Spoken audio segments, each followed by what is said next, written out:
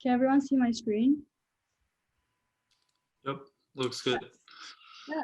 So welcome to week 6.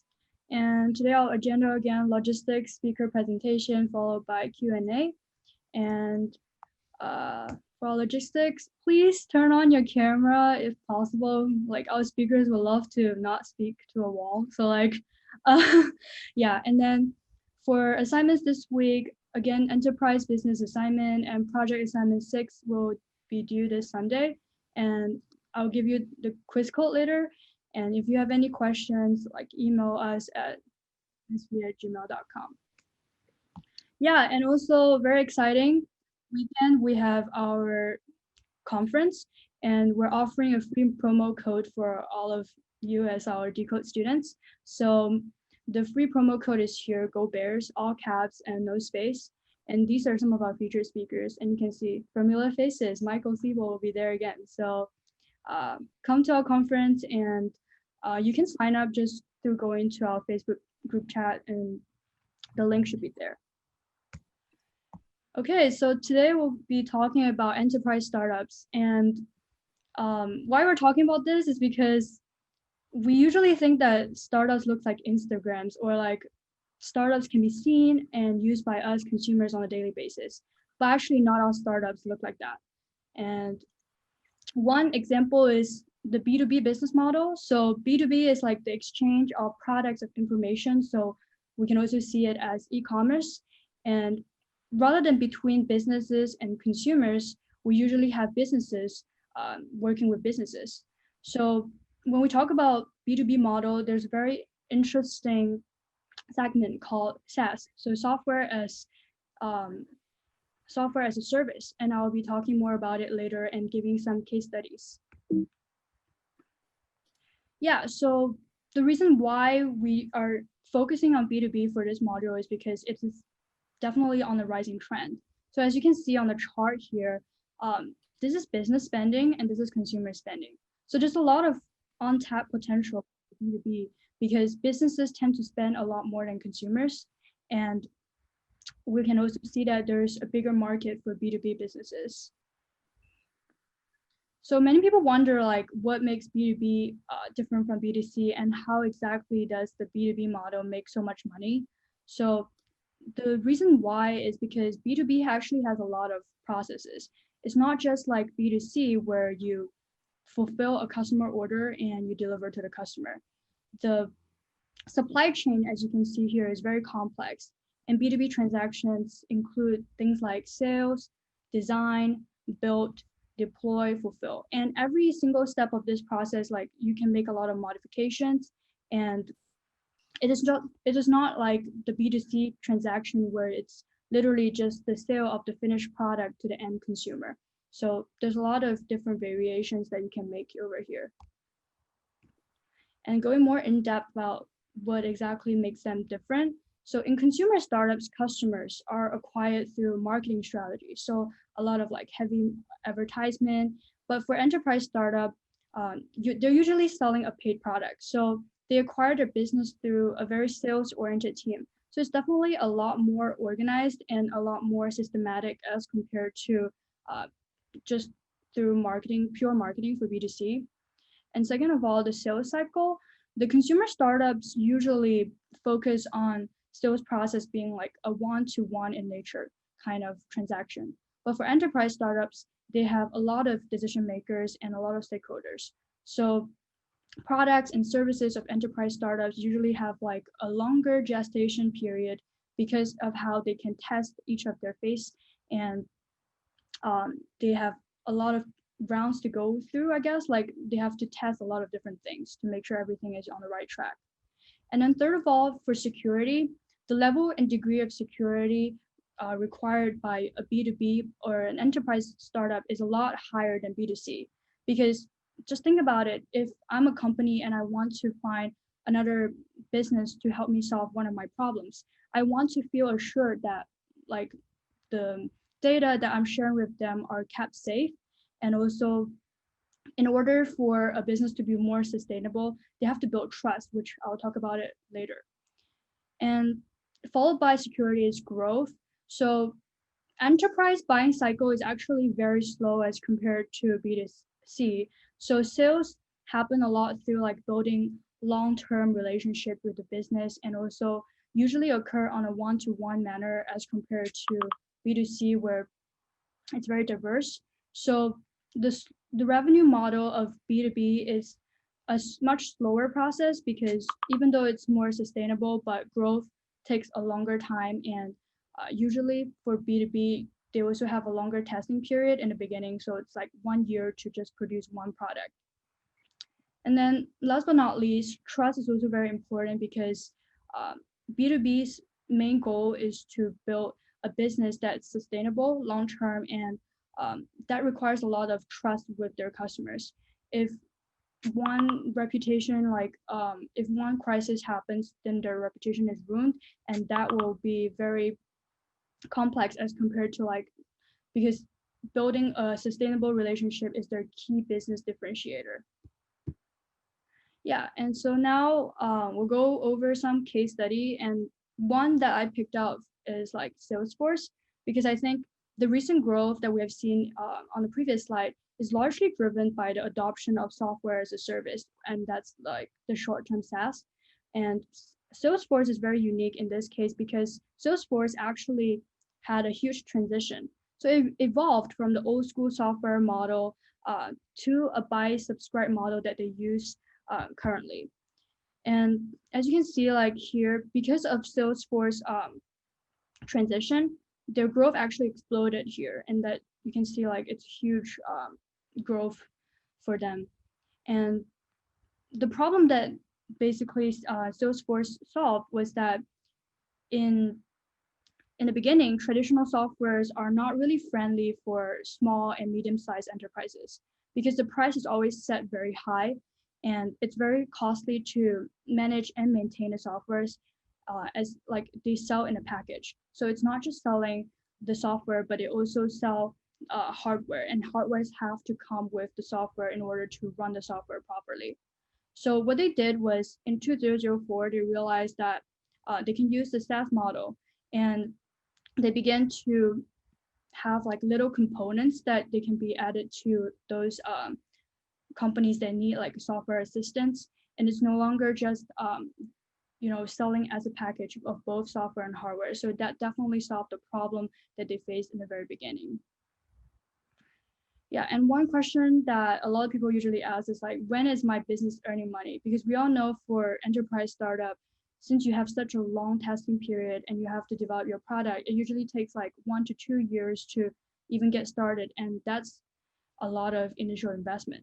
So here I've compiled like 5 metrics for B2B companies to see if you're actually making money. So the first one is monthly recurring revenue over annual recurring revenue, and this is the metric that you want to be improving overall, because you want your monthly recurring revenue to change every month and hopefully have improvements. And for that to change, it's usually based on 3 things. So one is your churn. Churn is actually a term to describe like if you're losing customers. So it is a metric that you want to look closely at, and kind of look at it from a like monthly or annual basis, because it defines your average lifetime of your customer. And second of all is the growth of your existing customers. If you want to have more customers, you have to attract new customers and to keep it going. So one factor to measure that is actually customer lifetime value. If you are taking UGBA 10, you're probably going to be familiar with this concept. So it takes in like 3 inputs: the average customer spend on your brand per unit of time, length of average customer relationship with your brand, and the unique unit of time. So is it like based on weeks, months, years? So like, for example, if you have 2 months of subscription, that's $10, and the average lifetime per customer is 2 years, then the customer lifetime value here is $10 times 2 years times 6 times of purchase, for example. And that's on LTV. And then lastly, we have the customer acquisition cost. It's very linked to LTV actually, because it is basically how much you spend in terms of salespeople, sales team, and how much you're spending on your marketing in order to acquire that many customers. So yeah. And with that, the quiz quote for this week is go vote. Yeah. And now let's welcome Ryan Cheng. He's the founder of Upkeep and our speaker for today.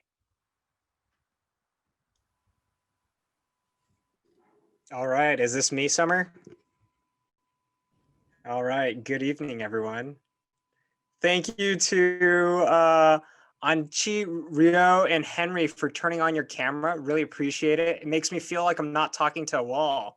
So thank you, guys. Really appreciate that. Oh, we got a few more. Thank you to Matthew. Come on, can we get a few more? Milo. Hey, these are real people. I love it.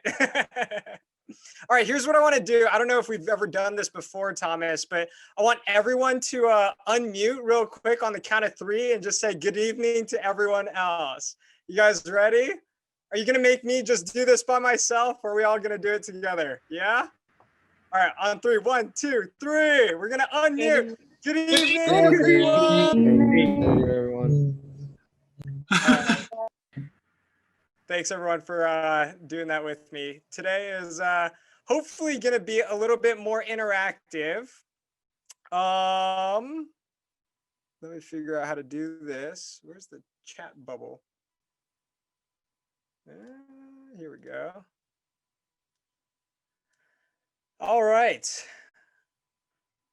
You guys can all see my screen, I hope. So today is 5 things that I learned while building Upkeep. My name is Ryan. I'm the CEO and founder of Upkeep. You guys ready? Let's do it. All right. So Thomas originally asked me to talk about like how to start a B2B SaaS company. So sorry, Thomas and Summer. I've actually only done this once. So instead of going through how to start a SaaS B2B company, I'm going to tell you my story instead. So that's kind of the goal of today. And my goal of today is hopefully convince some of you guys to follow my journey into starting a B2B SaaS company. Or not. You guys can also do the opposite. What I wanted to say here is, no journey is ever the same, but I wanted to share with you guys my journey. And hopefully we can all learn something from it. I think I was told by Thomas, we've got about 60 minutes and I've got 68 slides. So we're going to try to power through this and hopefully you guys don't fall asleep. I know it's late, so thank you for taking the time. A little bit about me, my background. I went to Cal too, so go Bears. I was a chemie. I wasn't Haas. I wasn't EECS. I was a chemical engineer. I worked at a manufacturing plant. It was called Tricep right after college. It was down in sunny Santa Barbara. It was beautiful. I loved it. It was a company spun out of DuPont Chemicals. And I started Upkeep after seeing a bunch of the inefficiencies, working as a process engineer at a manufacturing plant. And we actually used our competitor software. And I was actually part of this team responsible for choosing and implementing technology there. So this is a little bit about my background. I graduated from Cal 7 years ago in 2013. So it's been a fun journey. And I think all of us are still here at Cal. And hopefully you guys go off and do even bigger and better things than me 7 years later. A few interesting facts about myself. I'm a solo founder. I had no clue how to code. I actually taught myself how to code. And I created the first versions of Upkeep about 4 years ago. Over the past 4 years, basically raised about $50 million in venture from Bain Capital, Battery Ventures, Emergence, Y Combinator. I think Michael Siebel actually spoke earlier this class. So got a chance to hang out with Y Combinator and that whole team and crew. And then more recently raised our Series B from a group called Insight Partners. Upkeep, we have about 3,000 paying customers, companies. The team is about 100 people. And it's grown from a team of 1 person to 100 over the last 4 years. And we're still growing. So that's a little bit about me, my background. Hopefully everyone is still here and not asleep just yet. So I said I'm going to make this interactive. You guys are part of this entrepreneurship class. I want everyone to type into the chat box, what percentage of startups do you think fail? 99. Oh, wow. There's a lot of 99. Oh, okay. Wow. Everyone's saying 99%. Wow. You guys have low faith in 99.01%. There we go. I saw a 92. Did I see a 92%? I saw a 95%. All right. 92% of startups fail. What's the definition of fail? I have no idea. What's the citation? I have no idea, but it sounded about right. What's the #1 cause of failure? I want everyone to type into the chat box. What do you guys think is the #1 cause of startup failure? Team, run out of money, funding, team, time. What else? Bad idea. Yeah. Lack. Oh, there we go. Thank you. I was going to just wait until until someone had the answer. It looks like we did have a winning answer. Product market fit. Again, you know, where is this cited from? Not sure, but it sounded about right, and it feels right to me. So again, we're basically here talking about building B2B SaaS companies. What are the largest pros? And I think Summer actually hit on this too. One of the largest pros towards building a B2B SaaS company is clarity around product market fit. So we just talked about the #1 cause of startup failure being product market fit. And you know, one of the biggest pros around building a B2B company is this clarity around product market fit. So you'd think that, you know, all you need to do, right, is build a product that solves a business need, get them to pay for it, and you should be done, right? This should be super easy because we just skirted against that #1 root cause of startup failure. But is it really that easy? I don't know. Maybe not. Let's try this one again. So what percentage of startups become unicorns after raising their first round of funding? So everyone, I want you guys to type into the chat box. What do you guys think? 1%, 10%, less than 1%. So this is basically of startups that have raised either a seed round or a Series A, what percentage of them become unicorns? Effectively 0%. Oh man, Nancy, we gotta be more optimistic than that. But close to it, yeah, close to it. We're in the right ballpark here. Again, you know, actually, this is probably a more reputable source. CB Insight says 1.28% of startups that raise their first round of funding go on to become a unicorn company. So that's pretty low. Like I said, again, the whole goal here is not to dissuade everyone from starting a B2B SaaS company. The goal here is hopefully take away some learnings into my journey of building Upkeep. So hopefully that's what we'll do. So kind of talked about how difficult it is to start a startup. What I want to do is talk to you guys and walk you guys through my my easy story. So I mentioned already, I graduated from Cal in 2013 as a chemical engineer. This was my graduation day, and I know that for all of you guys, your guys' commencement speech and graduation day last year, if you guys had gone to it, looked very, very different than this one. But that's Steve Wozniak. That's me getting to shake Steve Wozniak's hand. So I graduated from Cal Chemi 2013. My first job out of Cal was working in a manufacturing plant. I was a process engineer there. Every single day I was thinking about how do we speed up our manufacturing line.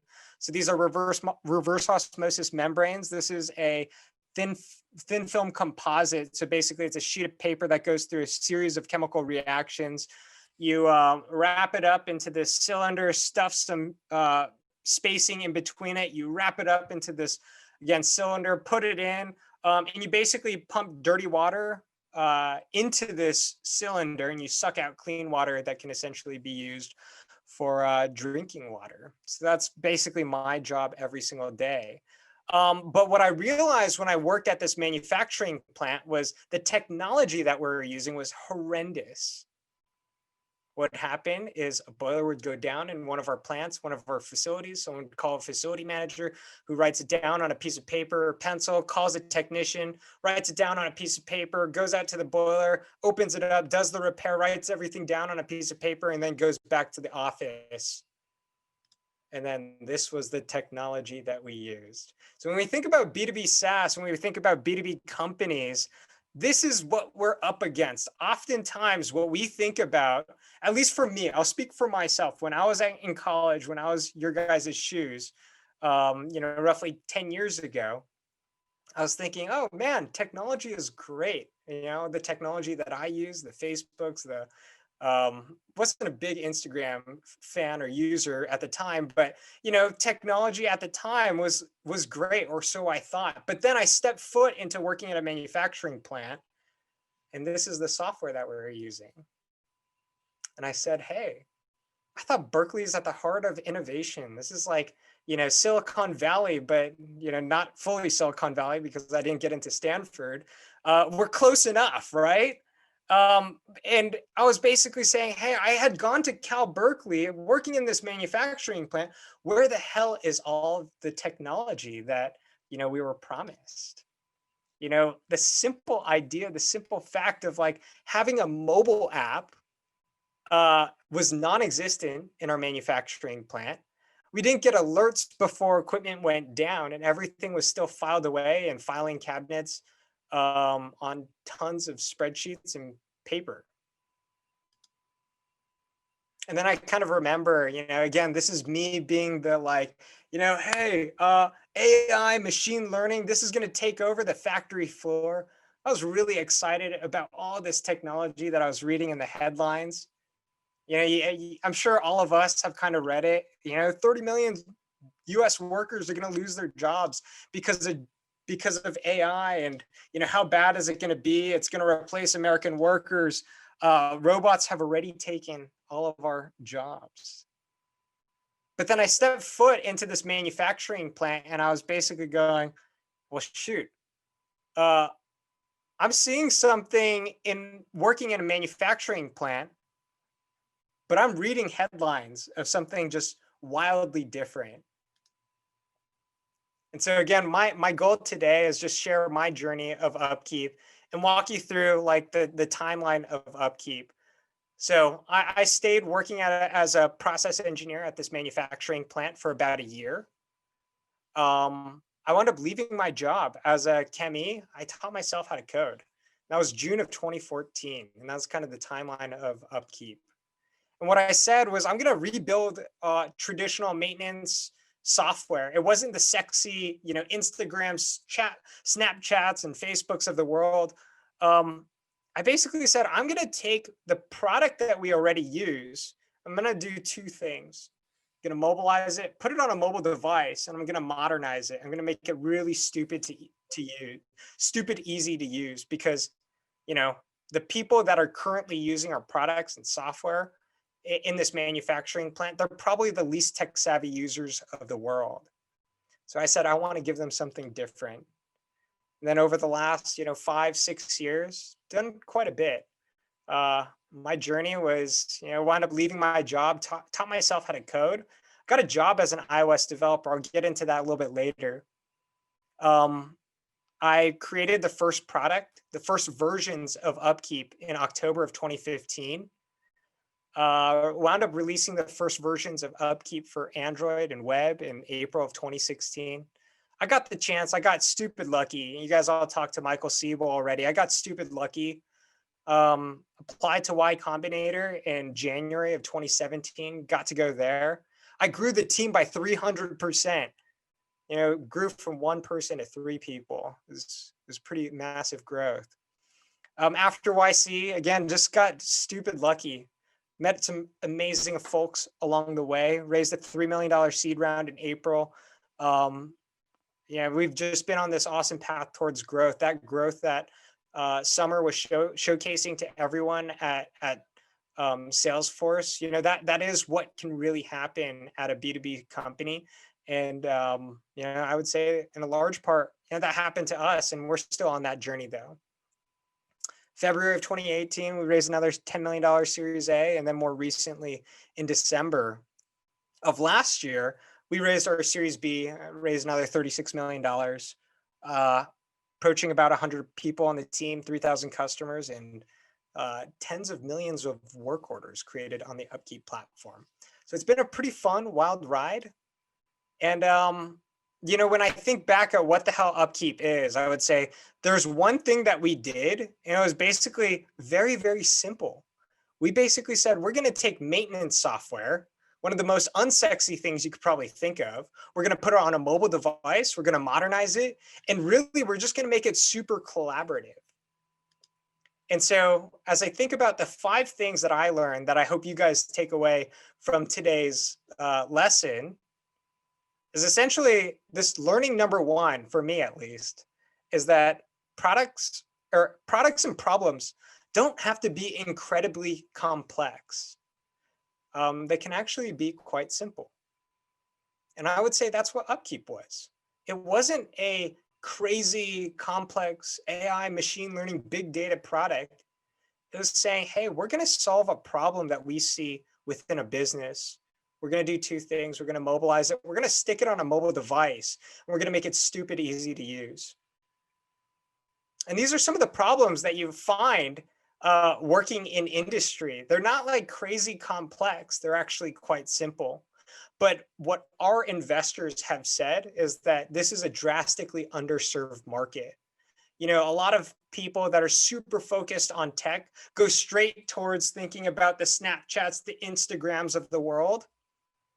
But they forget that there's a massive market solving problems for businesses. It's kind of why we're here today.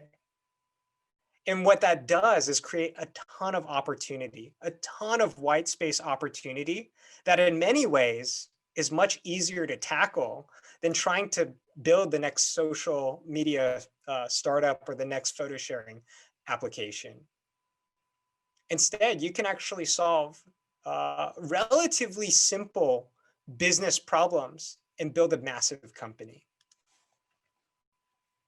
Again, we're kind of still on our journey here. We've grown a bunch. The team is 100 people. And over the past 4 years, we've had about 400,000 maintenance professionals, trust Upkeep to basically do their work. Obviously, we're still early on in our journey. But what I also want to talk about is what's our origin story. We talked a lot about what Upkeep is, the pain point that we solve. But I know that this is kind of like an entrepreneurship class. I kind of walked you through 4 years, 5 years, maybe even 6 years of my life, grinding it out every single day in a quick 15 minutes. But our origin story is much, much longer than that. So what I wanted to do next is kind of walk you through Upkeep's origin story, because if you guys decide to start a startup, my guess is that you'll probably go through some of the same learnings that I did. And hopefully, my goal for you guys is hopefully avoid a few mistakes that I made along the way. So I'm going to walk you through my journey. I was a chemie from Berkeley, graduated, first day of work. This was me. I look like a total goober leaving my little apartment. For those of you guys that don't know, working in a manufacturing plant is actually pretty messy. And I was like, oh yeah, I'm gonna wear this button-down shirt and nice pants, bring this bag to work. I worked in this manufacturing plant where they had pretty gnarly chemicals. If it got on you, it basically stain your clothes like this gnarly brown spot. And my wife said at the time, she was like, Ryan, I don't believe you that you work in a manufacturing plant. I think you're a painter. But this was basically me working my job as a chemie. Once I walked you guys through my story, once I saw how bad technology was, I said, man, there's such a big opportunity here. There's such a big opportunity to build better software and technology for the manufacturing industrial workspace. So I got an opportunity to move back home to live with my mom in the garage. If you guys are curious, 7 years later, I'm actually calling you guys. I'm still in mom's garage, so it actually hasn't changed too much. But I moved back home to live with my mom in the garage. And I basically did that to save money because I was like, I'm going to start this company and I have no clue how I'm going to pay for rent. So I wound up moving back down from Santa Barbara. That's where I was working as a chemie, back down to Los Angeles where my mom was. And I got this amazing opportunity to work on my company, work on my product, and not pay rent. I mentioned to you guys that I learned how to code by myself. You know, I sort of learned to code by myself, but I actually learned a lot through going to a bunch of hackathons. You guys gone to a few hackathons before? Yes, no, heard of them? Yes, thumbs up, thumbs down, maybe. I got a few. I learned how to code through going to a bunch of hackathons. Oh, nice. Even the people that didn't turn on their videos gave me thumbs up. I love it. Thank you. I learned how to code by going to hackathons. For those of you guys that have never been to one, it's 100 people, 200 people crammed into a small room. You give everyone basically 48 hours overnight to go create a product. And for those of you guys that have gone to a hackathon, I'm sure you guys know, it's basically like of the 100 people that go there, there's roughly like 90 people with great ideas and 10 people that can actually build the product. So I said, I'm gonna go to these hackathons. I had no clue how to code, but I'm gonna say that I know how to code, and it's a great forcing function to figure it out because you literally have 48 hours to learn how to code, figure it out. And if you don't, then you're gonna let down your team. So that was kind of my learning process. And this was one of the hackathons that I went to and actually got to win a little Chromebook here. So this is kind of like, this is learning number 2. I was actually catching up with Thomas right before this, and I know that half of you guys are Eeks, half of you guys are potentially Haas. But for me, I didn't know how to code. And if you don't know how to code and you're building a tech company, that's going to be really difficult. So learning number 2, at least for me, was if you don't know how to code, say you do. And it's one of the best forcing functions for you to figure it out. I went to probably 20 hackathons where the first one was absolutely horrendous and the product that I built was terrible. But the second one was a little bit better. The third one was a little bit better than that one. The fourth one, the fifth one, the sixth one. By the 20th hackathon that I went to, I think I was decently okay. I got a job actually. So the funny story, wound up moving back down to LA after leaving my job as a chemie, and I got a job as an iOS developer at Westside Rentals. And I had, again, no formal like schooling on how to code.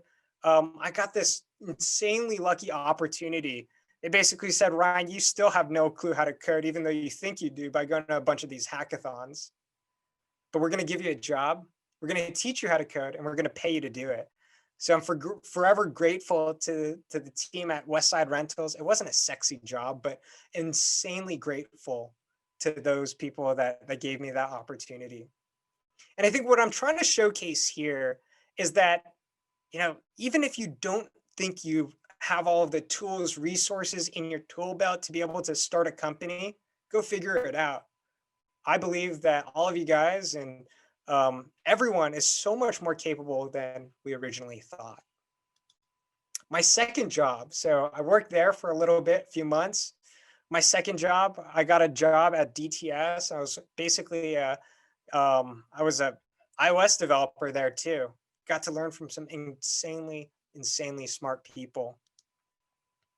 And on the nights and weekends when I was working this full-time job, basically getting paid to learn how to code, on the nights and weekends, I was building the first versions of Upkeep.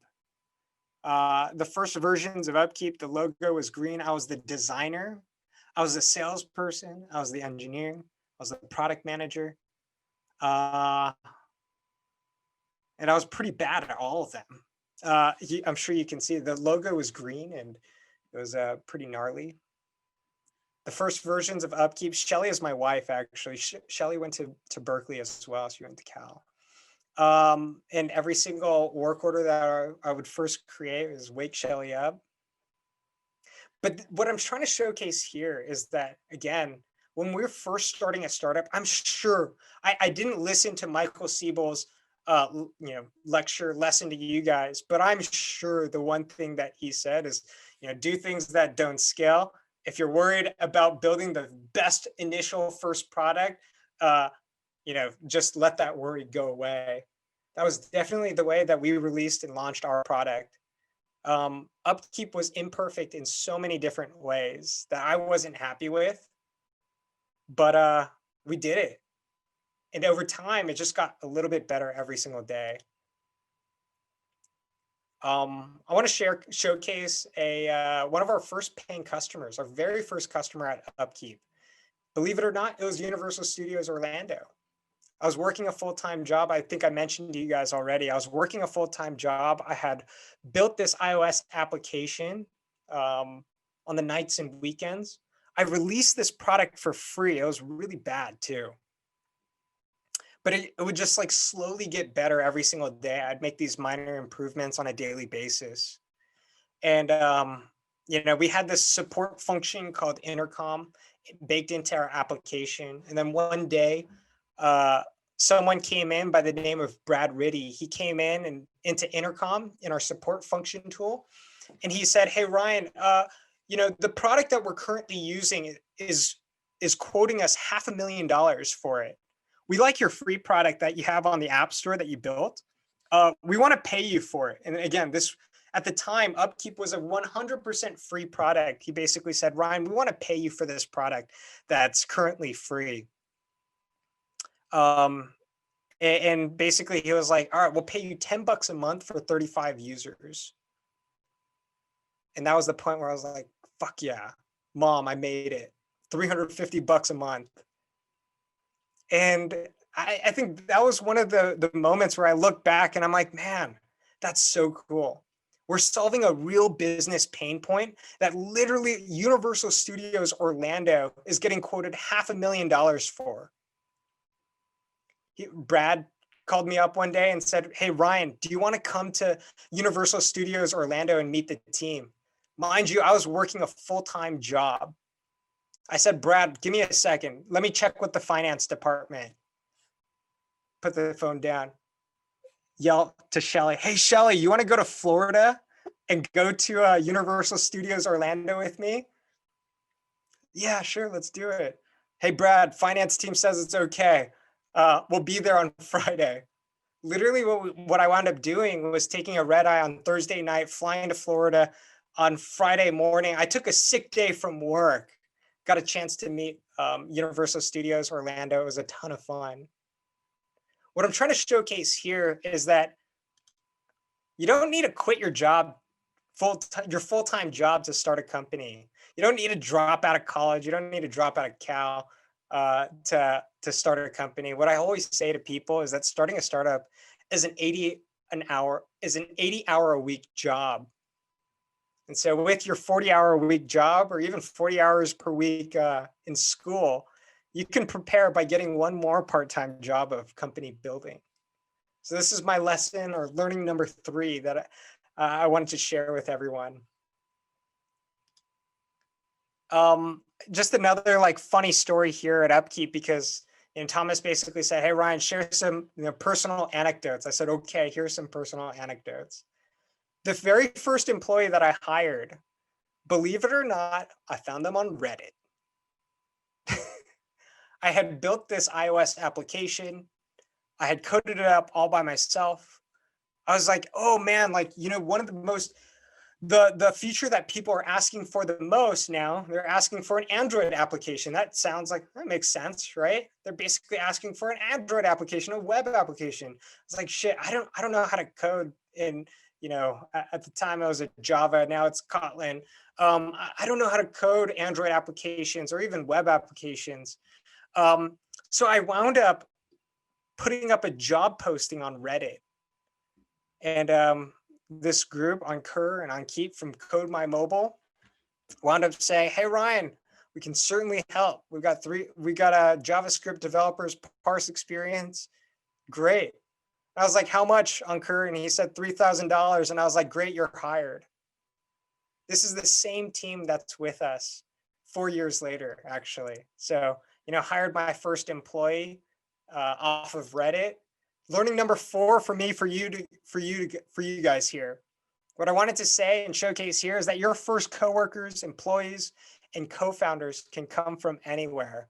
And if mine came from Reddit, I think that you guys are all at Cal with incredibly smart people. You guys are in this group organization club filled with a bunch of other aspiring entrepreneurs or already entrepreneurs.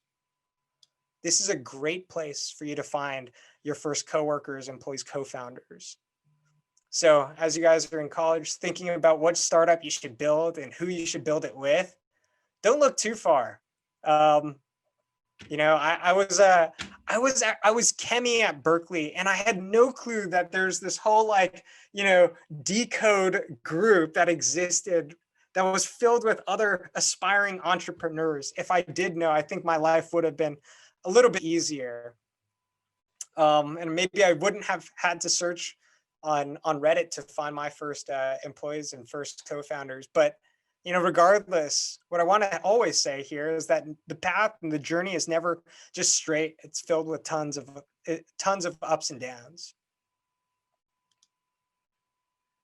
All right, my journey continued. Got accepted to YC. Got really lucky. I remember filling out this application. So this was literally the storyline here was I was working a full-time job as an iOS developer for about 2 years, actually. I did that for about 2 years and up until about, roughly the end of 2016. So the start of 2017. And then one day I was meeting up for coffee with one of my friends who's also an entrepreneur. He runs a company called Go Guardian down here in Los Angeles. And the way that I always look at him, I always said, Advait, you're about 2 years ahead of me in life. His company was about 2 years ahead. His wife was a pediatrician. My wife is a pediatrician, both down here in LA. Anyways, I met up with him for coffee one day, and Advait said, hey, Ryan, you should quit your job and work on Upkeep full time because you've got a real business. You have Universal freaking Studios Orlando paying you money for a product that they got quoted $500,000 for. That's a real business. I'd been building Upkeep on the nights and weekends just for fun for about 2 years. When people say, hey, Ryan, it's been 4 years and you've grown a company from 1 person to 100 over the past 4 years, you kind of forget the 2 years that I was working in my mom's garage all by myself, just slugging away. People always look at Upkeep and say, oh, it's this rocket ship towards growth. And I think Summer was also alluding to this earlier too, but oftentimes B2B SaaS companies, B2B companies often take longer to develop out, products and solutions. It's more difficult to build that trust and reputation for companies to believe in you. So that's what 2 years of my life was. Working on building this product, nights and weekends, mom's garage. I remember one day I had lunch or had coffee with my friend and he said, Ryan, you should quit your job. And that same day forced me to look back over the last 2 years of just building this product on the nights and weekends just for fun and realize, shit, we've come a long way. We've come a really long way over the past 2 years. And that same day that I had coffee with my high school friend, I wound up calling my boss and saying, Brent, I've got this side project that I've been working on that I just have to pursue. And his response to me was along the lines of, hey, Ryan, very sad, obviously, but what was the stat again? It was 92% of startups fail. So something along the lines of 92% of startups fail. Just call me when you need your job back. And I said, thank you, I appreciate it. I haven't called him back yet, so haven't failed yet. The reason why I'm talking about this whole story is I got stupid lucky. I would say that entrepreneurship, company building is a ton of luck involved. It it was like the next month after quitting my job, I was applying to this thing called Y Combinator, and I got really lucky. I got in. It was it was just a series of, I think, dumb luck, because I think you guys know there's thousands of applications and there's like a 1%, 2% acceptance rate in the Y Combinator. I don't attribute it to anything except for a ton of luck, hard work, and a little bit more luck. I think the trick behind YC and what they care about, if you guys are, thinking about applying once you start a company, I think the main thing about YC, and I'm sure Michael Siebel said this too, is that build a product, go talk to users, launch quickly, iterate, test, repeat. And I think that's the reason why I got in. That's one of the reasons why I feel like I got lucky to get into YC. I'd been building this thing for 2 years on the nights and weekends, and I was just constantly talking to users, getting feedback, learning, iterating. It was never this like, hey, release this product, and overnight I had this rocket ship, insane growth. My story looked a little bit more like day one, release the product, no one downloads it. Day two, text my mom, hey mom, can you download the product and rate me 5 stars? Day three, I asked my brother, he was super reluctant. Day four, it took me day 4 to get my wife to download the application. But if you do this for 365 days of the year, one day you have coffee with one of your friends and he says, or she says, hey, you should turn around and look how far you've come. And you realize you've come actually a very far way.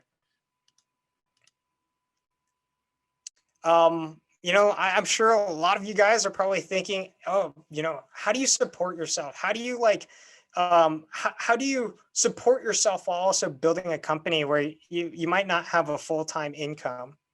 I was super scrappy. I think I mentioned to you guys at the very start of this, I'm currently living with my mom in her garage. I married the love of my life from Cal, Berkeley. And she actually, the longer story is, we actually moved down to LA. She got into med school at UCLA. And we were living in my mom's garage to basically save money on rent. And then I got into YC, and I'm sure you guys know YC is up in the Bay Area. Shelly's family is, Shelly, my wife, her family is actually up in the Bay Area. So there's this period, about 4 or 5 months, where I was living with Shelly's family up in the Bay Area. Well, Shelly was living with my mom down here in LA. So, that's the type of stuff that we did to save money, basically enable me to build the upkeep and basically spare no expense.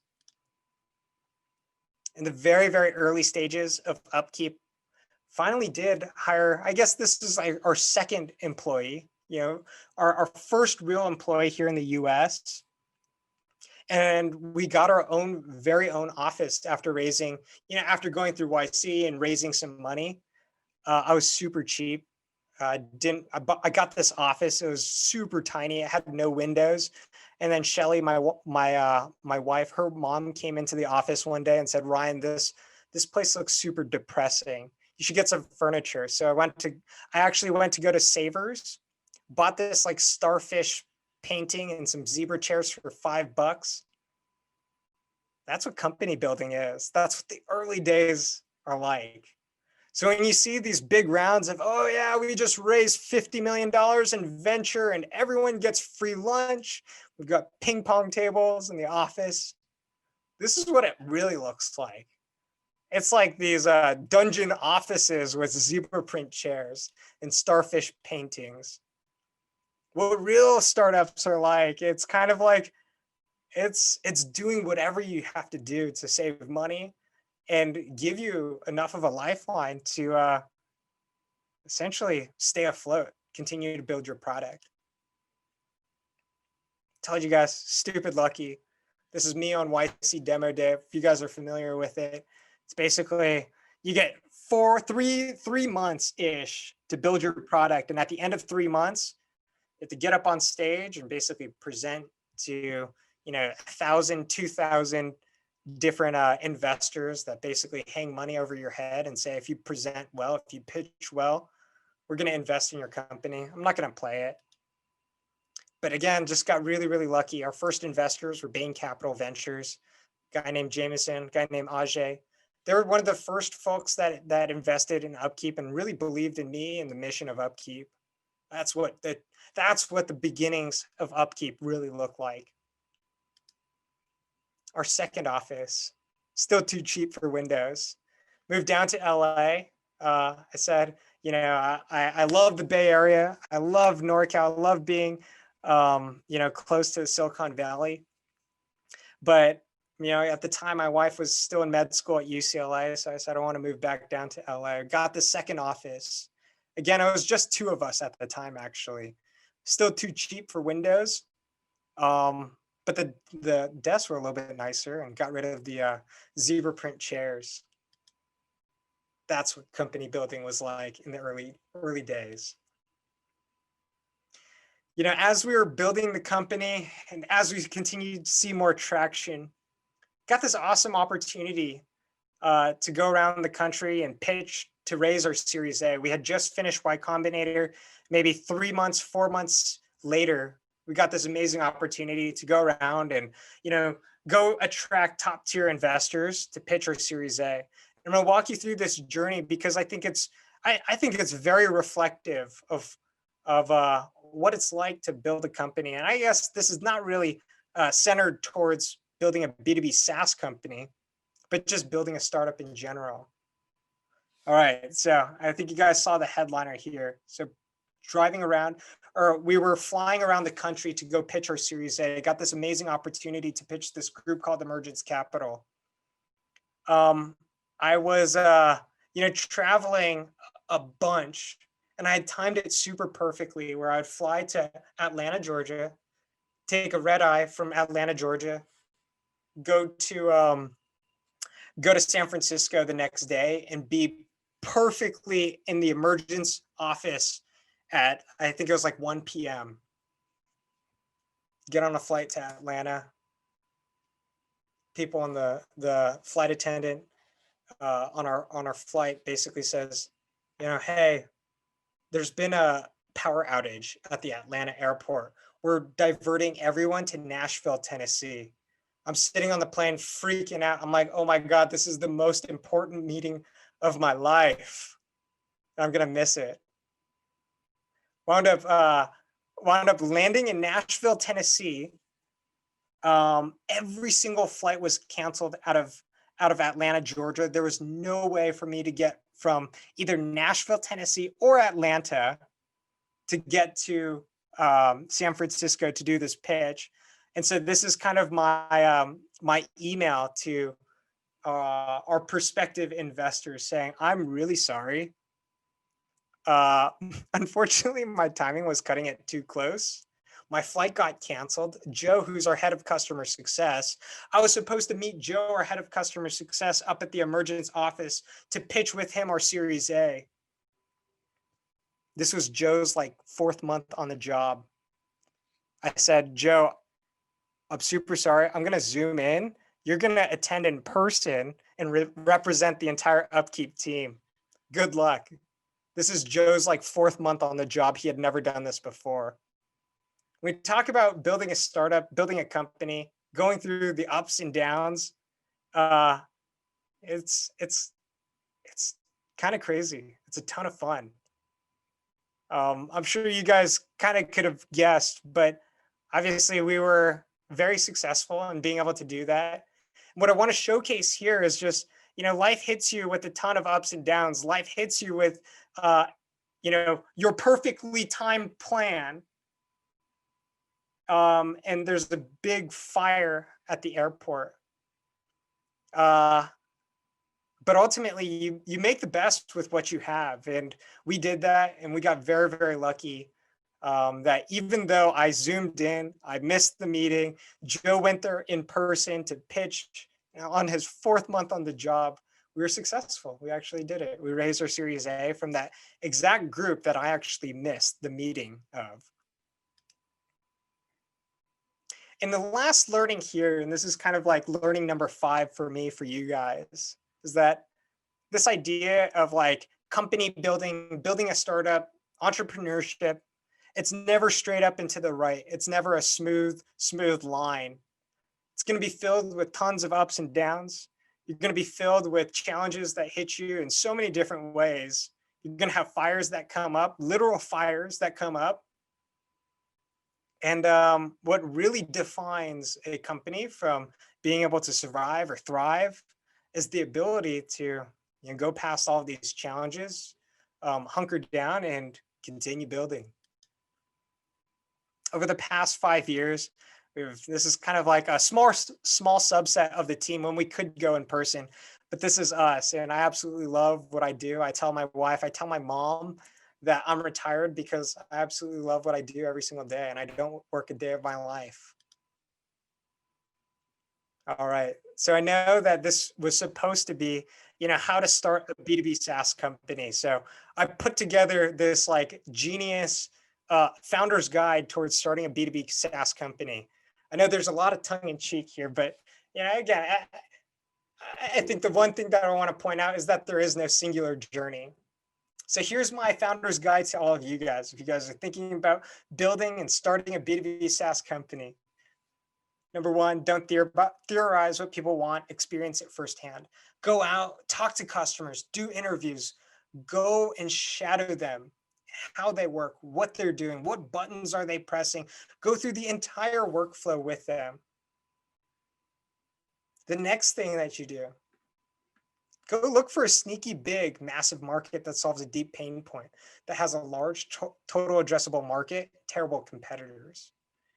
The premise behind this is, again, it doesn't have to be this hyper complex problem that you're trying to solve, tons of technology. It can be something really simple, actually, that just has a really big addressable market that has a deep pain point that customers feel, that your users feel.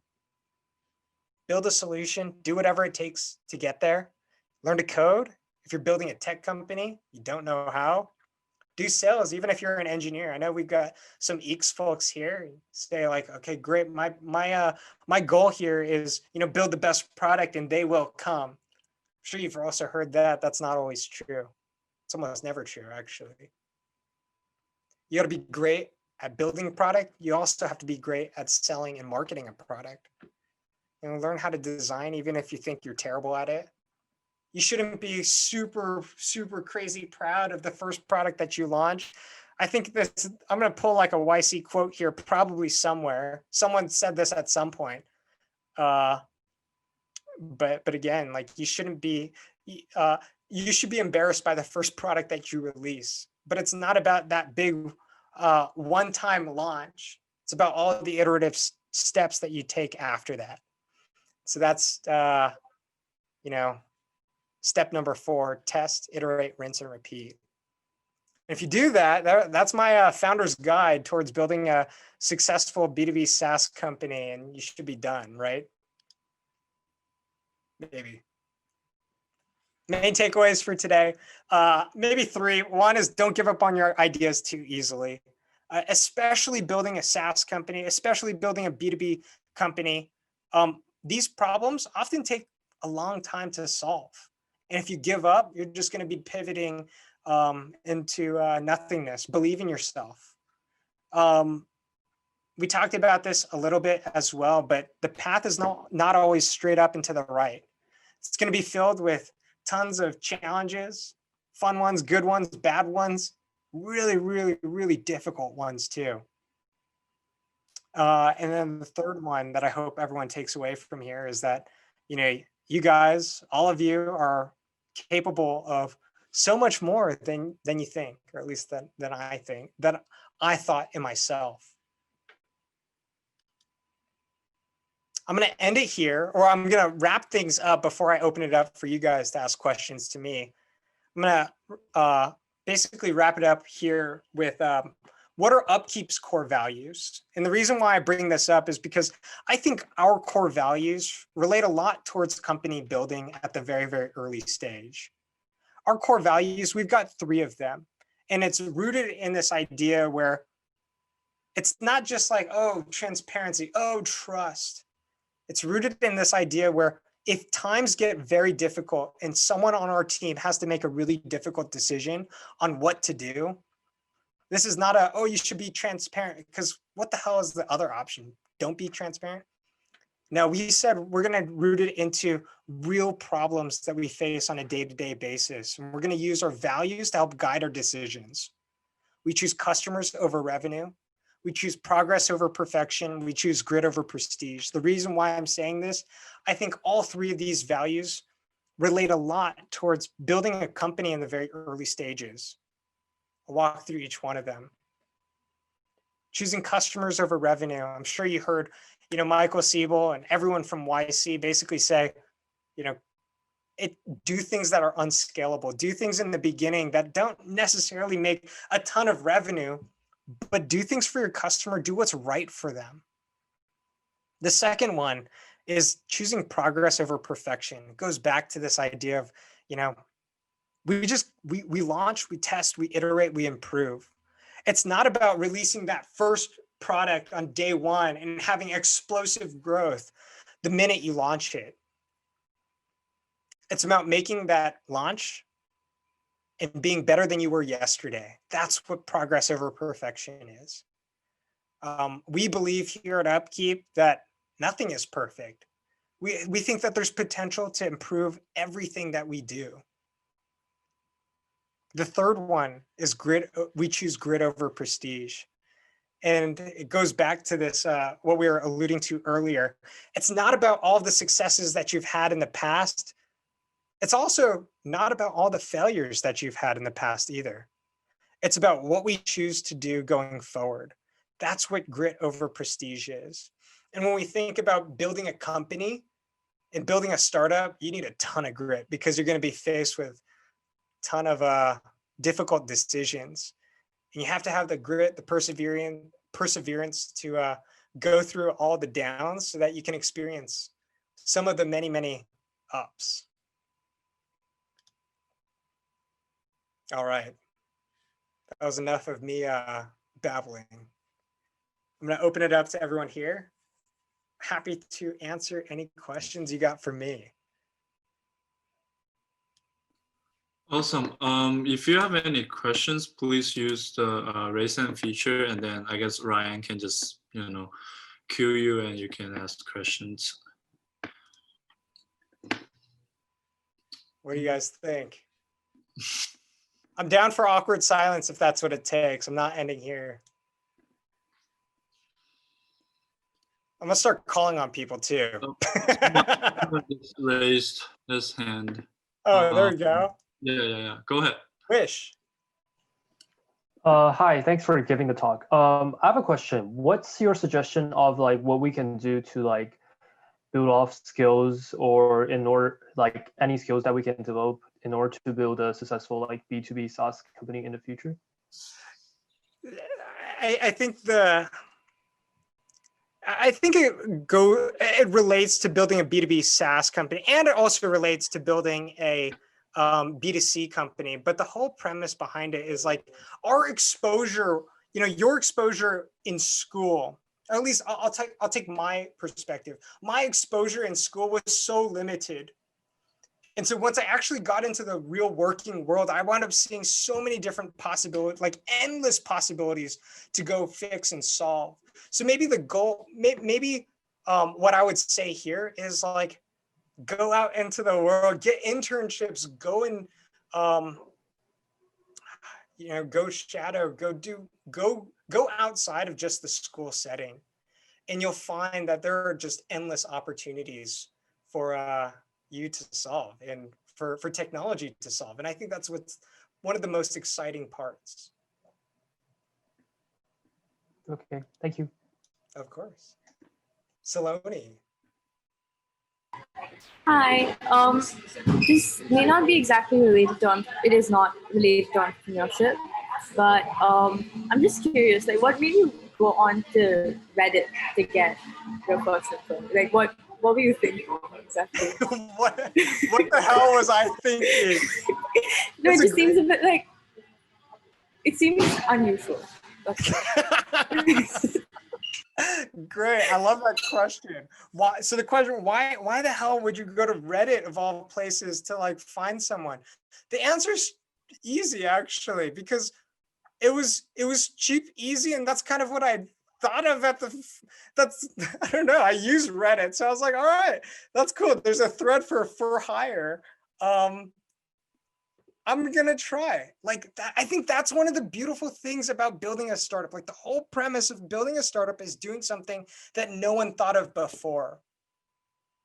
If you think about like the novelty of what you're doing, you have to think about like going against the grain. And I feel like that's maybe you don't want to like go against the grain on everything, but that was very much my attitude.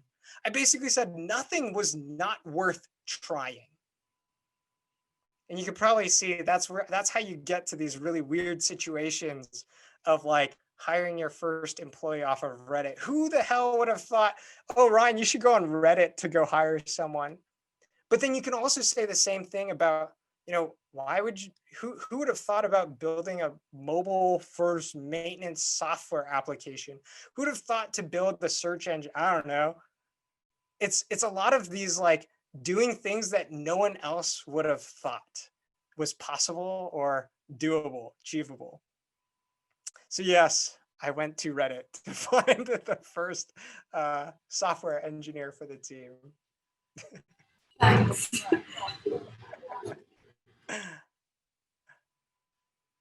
Anything else? Let me jump in real quick. Can you share one of the most challenging moments when you're running Upkeep? Oh man. One of the most challenging, oh man. It's so as the company grows and scales, you're going to find the most difficult thing is actually hiring and retaining people. In the very early stages of the company, there was roughly about like 8 of us, and we had hired at the time, this was after YC, after raising our $3 million seed round, we had hired roughly the team of 8 of us it was like 5 engineers and 3 like operations people. And over a course of like 30 days, 3 out of 5 of our engineers wound up leaving to go start their own company. I love them to death because I think I inspired them, or at least we inspired them to go like start their own company. But man, that was really tough because I was like, oh shit, we just raised our round. What are our investors gonna think? What's gonna happen to our product? They have all this knowledge that just went out the door. Our head of engineering just left to go build his own company. That was really tough, Thomas. But I'm sure you kind of know the story, the outcome there. Obviously, we're much, much bigger than 8 people. You kind of just figure it out. What actually happened after that was that team that we found on Reddit, Saloni. We basically wound up saying, oh, hey, our head engineers left. Do you know anyone that can help build the product? And they're like, yeah, let me call my buddy. And so we wound up like staffing that team out in India, actually, to basically take over a lot of the product development that was left from the 3 engineers that left to go start up their own company. It was really tough though for a few months where I was like, oh my God, what's gonna happen? What am I gonna do? But then you realize like, hey, it's just another experience. Awesome. Let's see. Someone else, Henry, go ahead. Hey Ryan, so I was just wondering, what was your favorite part about starting a startup? I love building, man. I love building. I love talking to customers. I really loved this whole like cycle of I was like the #1 engineer. I was the #1 support person. I was the #1 salesperson. I was the #1 product person. The part that I loved the most was just that feedback cycle. I would talk to a customer, get on a phone call with Brad Riddy from Universal Studios. Be like, hey Ryan, I think that this would be such a cool feature. I'd be like, I think so too, Brad. So I'd literally stay up the entire night coding it out, building it out. Next day I would like release it, show Brad, and he'd be like, holy shit, that is insane. I think that's kind of like one of my like favorite parts within like starting a startup at the very beginning. And if you don't love that, if you don't grow to love that, it's going to be very difficult because it's a grind.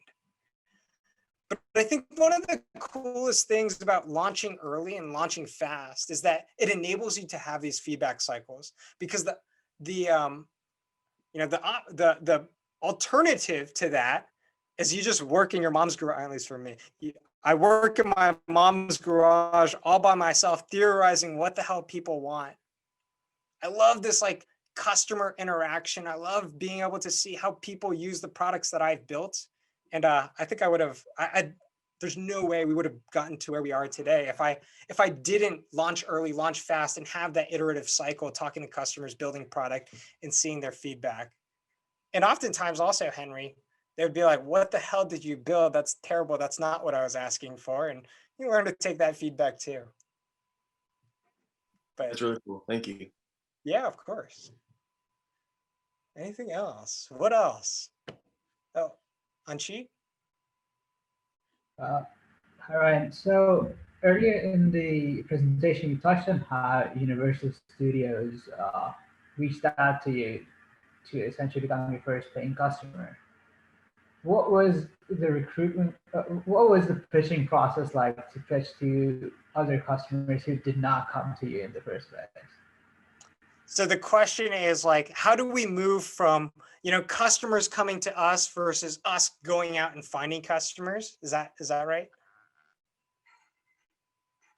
Yes, that would be it. So it's a good question.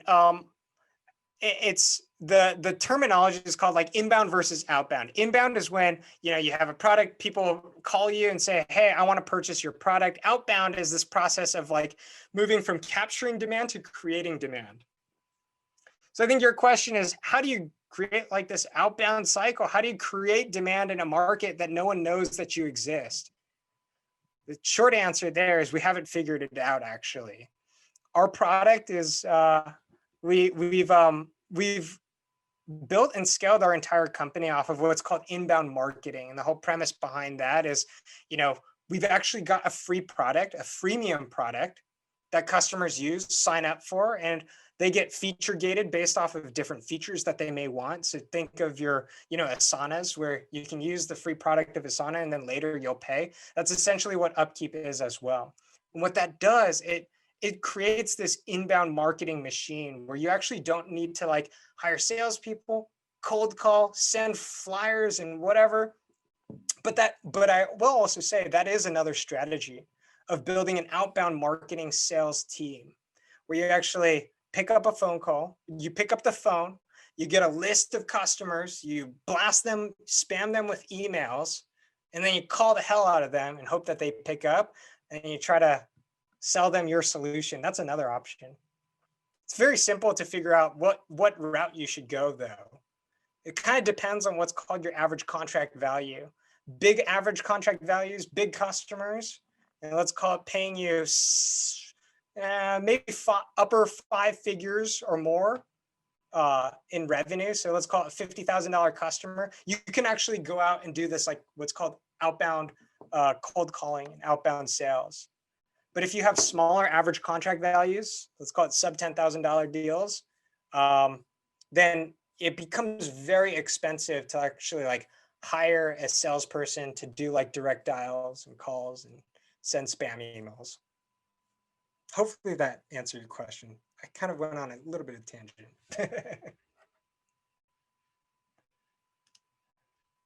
Anything else? Awesome. I was curious about how, how's the team doing during this pandemic? Is there any changes or anything going on? Yeah, I'm sure all of you guys have probably noticed this too, but basically every tech company has gone remote. and it's very fascinating. So are we. We're down here in LA, and COVID's, I think, a little bit worse than you guys up in the Bay Area. But since COVID, there's an initial shock of like, oh shit, we froze hiring, we kind of like put a pause on everything. But then we realize, oh crap, we're actually a very critical tool for manufacturers and manufacturing and facilities management companies that are needing to go digital when their workforce is remote.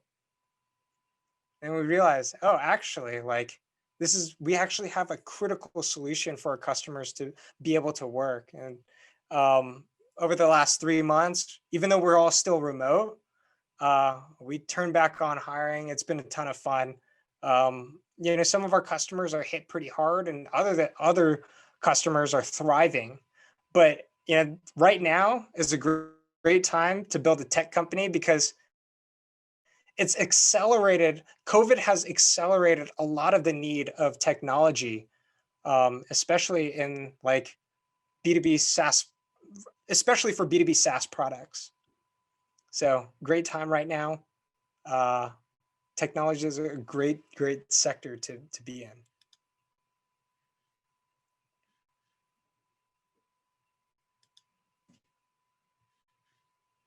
Then I guess in that sense, I was curious about how do you deal with competitors in the same space? Competitors, I think I was like reading, you have this like quote somewhere. Where is it? You have this quote somewhere, and I was like, I forgot the exact words, but it was like, don't worry about your competitors, screw competitors, don't even look at them. I forgot where I saw that. I think it was like in the waiting room of this Zoom. Competition is for losers. Yeah, competition. I genuinely believe that our space, our product has probably 50 different products that we compete with. But it's not about the competitors. It's about how fast you can move, how fast you can iterate. What I've always said to everyone on our team is that we don't have more capital. We don't have more people, resources, expertise, or knowledge even than all of our competitors. Our competitors outshine us in every single one of those areas. But the one thing that we do have as a startup is the ability to learn, the ability to move fast, the ability to iterate and improve. That's what a startup is all about. It's the nimbleness and the ability to improve, iterate, and get better than you were yesterday. That's what defines a startup. Competition, I wouldn't worry about them. Just focus on yourself. Focus on, again, just being better than you were yesterday, and that like have that iterative mindset. And I think you'll, outshine your competition and crush them. I think that's at least my view of the world. Awesome. So before we wrap up, I guess one last question is, can you tell us more about some of your YC experience? Because I know some of our students are looking into applying to YC, and yeah. If you're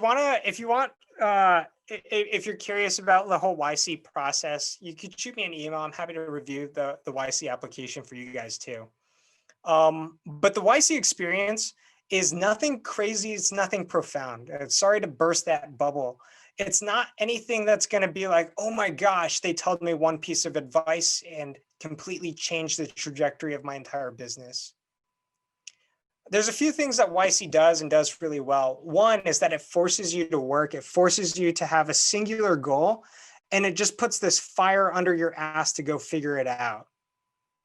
It gives you a great group of other people, other entrepreneurs, really, really smart people. It batches you into these groups and says, hey, you should go not learn from us, YC, but you should go learn from other people that are at a similar stage than you. That's what I learned through YC. Maybe the third thing that YC does is it sets you up in this incredible like funding investor path, which is something you can't really get elsewhere. But what I do want to say is like YC is definitely worth applying to, because it's going to force you to fill out that application, get really, really smart about what your product is, who you're solving it for. But also just know that like getting into YC it's not anything like crazy profound. There are so many existing resources. If you don't get in, there's so many resources that exist today that you can learn from. It's not about YC and getting in or not. It's you know, can you do all of this without that fire under your ass of Michael Siebel yelling at you, telling you, you got to grow 10% week over week. You can do that yourself. And it's something, again, whether you get in or not, something that all of us can do. And even if you don't, even if you do, I'm happy to help out. Shoot me an email. Thomas, I think you have my email. I'll put it in the chat too, if anyone wants to reach out to me. Shoot me an email. Just put it in the chat. If you guys are interested in applying to the YC, happy to take a look at your guys' application, or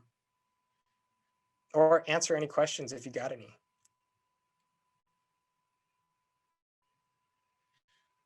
I don't see any more questions. So I guess we will just end here. Again, the homework code is go votes without a space, all lowercase. Just make sure you get that done by this Sunday. And then thank you, Ryan, for coming in. It was really informative and funny, and yeah, lots of energy. Thank you for that. With that, this is the end. Thank you guys for coming. All right. Thanks everyone for staying awake. I appreciate it.